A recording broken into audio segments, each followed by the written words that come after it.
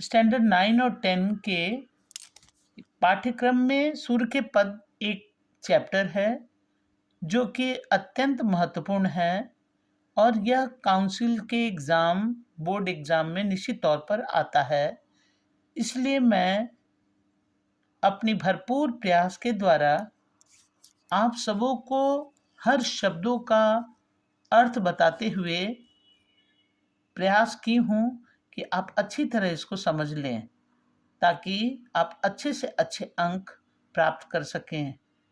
यह मेरा प्रयास है और यदि आपको यह वीडियो अच्छी लगे तो आप इसको लाइक और सब्सक्राइब कीजिएगा ताकि पाठ्यक्रम में सूर्य के पद एक कविता है जो कि अत्यंत महत्वपूर्ण एवं रोचक है। आप भी इसे ध्यान से सुने। यह काउंसिल के बोर्ड एग्जाम में निश्चित तौर पर आता है, इसीलिए मैं अपने भरपूर प्रयास द्वारा प्रत्येक शब्द का अर्थ बताते हुए इस कविता को समझाने का प्रयास की हूँ। इस कविता में कृष्ण के 3 रूपों का वर्णन किया गया है।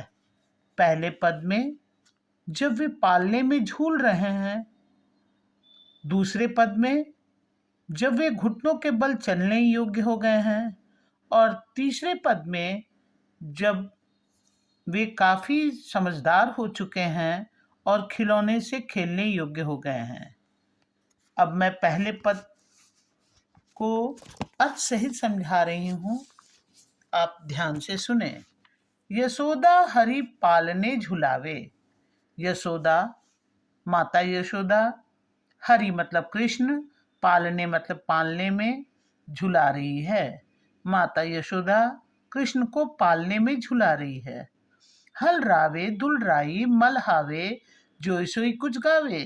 हल रावे हिला रही है, दुल राई दुलार कर रही है, मल हावे मल्हार गीत गा रही है, जोई सोई कुछ गावे और जो कुछ उन्हें लोरी गीत आ रहा है वो गा रही है।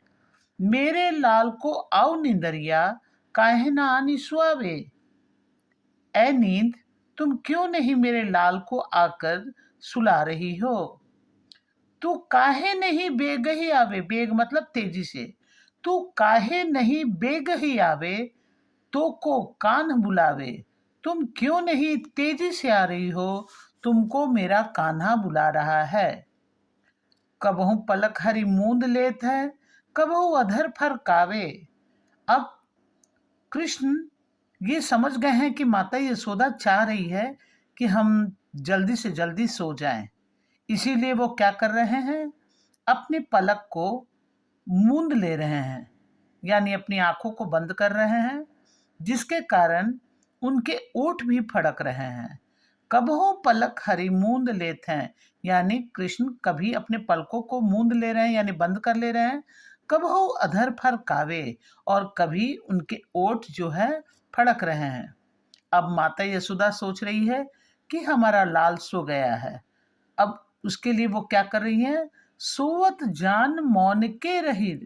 सोया हुआ जान करके मौन के रही, करी करी सैन बतावे। यानी सोया हुआ जान करके माता यशोदा इशारे के द्वारा सबको यह बता रही है कि मेरा लाल सो गया है, तुम सब चुप रहो। यही अंतर अकुलाए उठे हरि। अब माता यशोदा कृष्ण को सुलाकर वहां से हटना चाह रही है। अब इतने ही समय की दूरी में यही अंतर मतलब इतने ही समय के अंतर में अकुलाए उठे हरि। अकुला करके कृष्ण उठ गए हैं। पुनः दोबारा यशोमती मधुर गावे। माता यशोदा दोबारा फिर उनको मधुर गीत गाकर सुला रही है। अब यहाँ पर सूरदास इन सारी लीलाओं के बारे में कह रहे हैं कि जो सुख सुर अमर मुनि दुर्लभ सो नंद भामिनी पावे।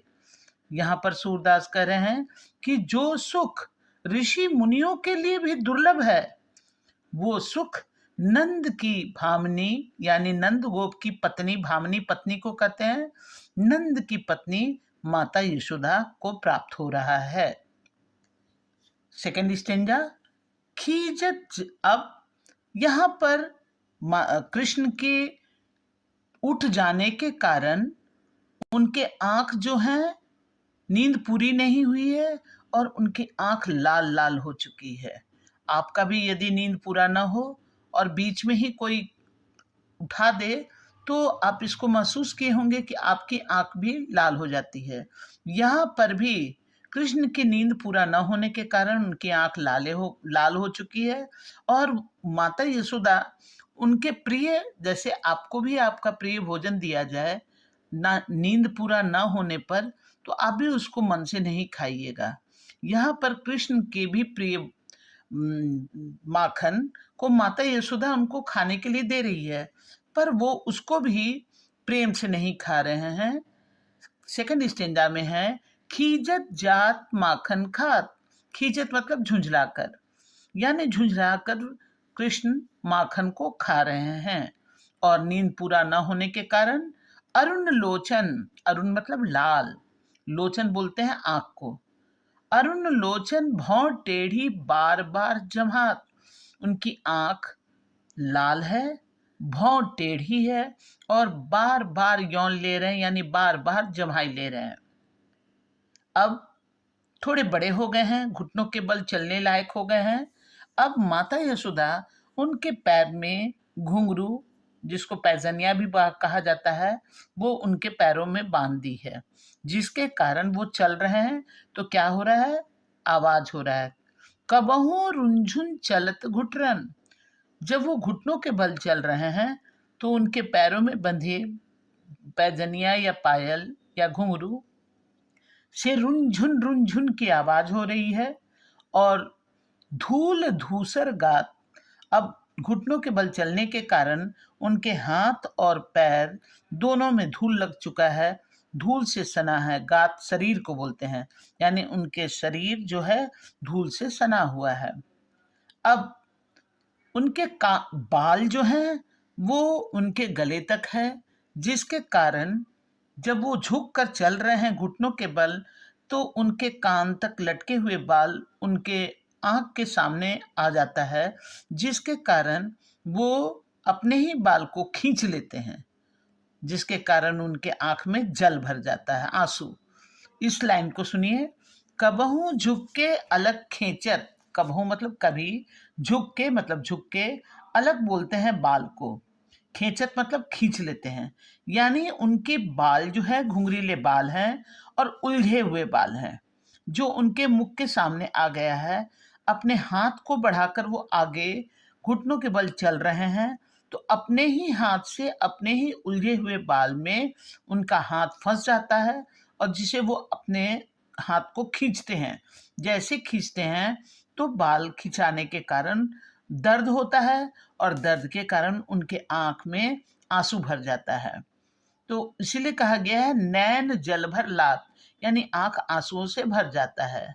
अब उस दर्द को व्यक्त करना वो चाहते हैं, पर उनको बोलना नहीं आता है, वो तुतला तुतला कर बोल रहे हैं। तो अपनी दर्द को व्यक्त करने के लिए वो चाहते हुए भी तुतलाकर कुछ कुछ बोलते हैं। कबहू तूतरे बोल बोलत कबहू बोलत तात, और वो तुतलाकर बोल रहे हैं और कभी अपने पिता को तात कहकर बुलाते हैं।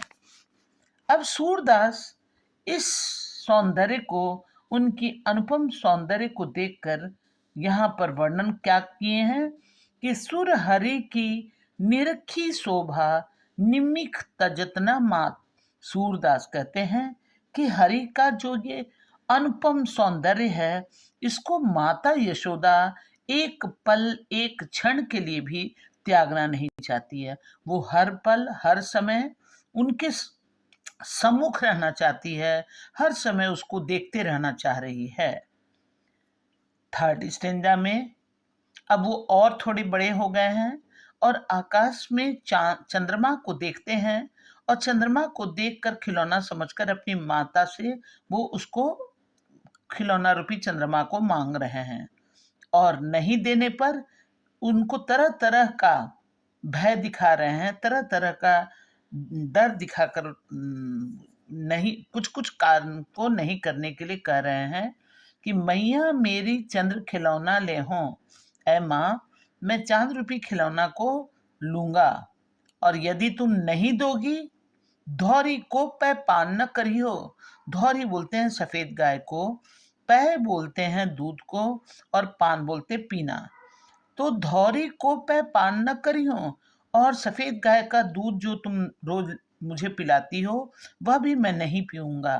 वेनी सिर न गुथायो, वेनी बोलते हैं चोटी को, और चोटी जो तुम आकर रोज मेरा बांधती हो, वो भी मैं नहीं गुथवाऊंगा। मोतियन माला धरियो उर पर, और मोतियों की माला जो मेरे गले में पहनाती हो, वह भी मैं नहीं पहनूंगा। झुंगली कंठ न लेहो, और जो मेरे गले में आभूषण डालती हो, वह आभूषण भी मैं नहीं पहनूंगा। ज्यों लोट अवनी धरती पर, तेरी गोद न आयो। ज्यों लोट अबही धरनी पर, और जब तक मैं धरती पर लौटता रहूंगा, पर मैं तेरी गोद में नहीं आऊंगा।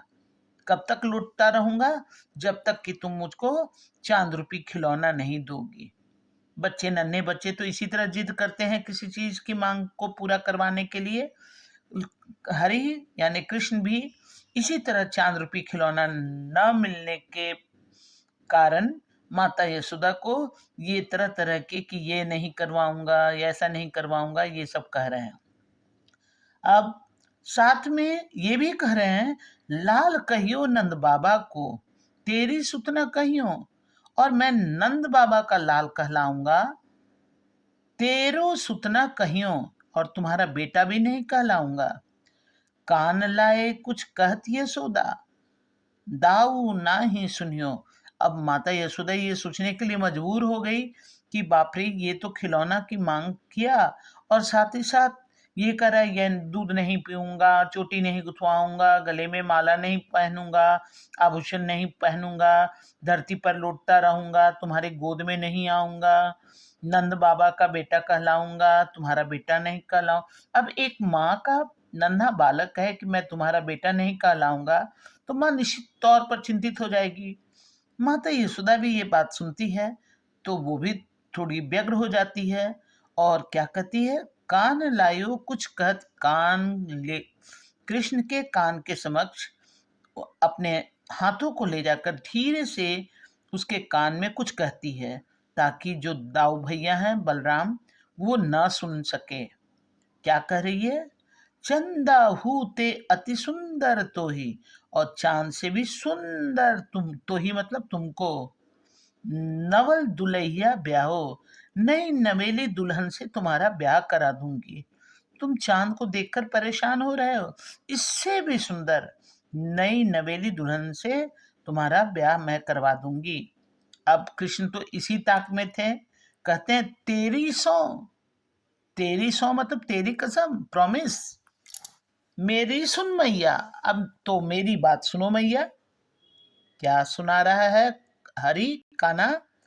अब ही ब्याहन जायो, मैं अभी शादी करने जाऊंगा। अब तुम तो नवल दुल्हैया मेरे लिए खोज ही दी हो, जो चांद से भी सुंदर है। तो कहती है अब ही ब्याहन जायो, तो अभी मैं ब्याह करने जाऊंगा। सूरदास सब सखा बराती, नूतन मंगल गायो। सूरदास कह रहे हैं कि कृष्ण के जितने सखा हैं, सभी बराती बनकर जाएंगे, और कृष्ण के विवाह के लिए मंगल गीत गाएंगे। उम्मीद करते हैं कि आप सबों को अच्छी तरह से समझ में आ गया होगा।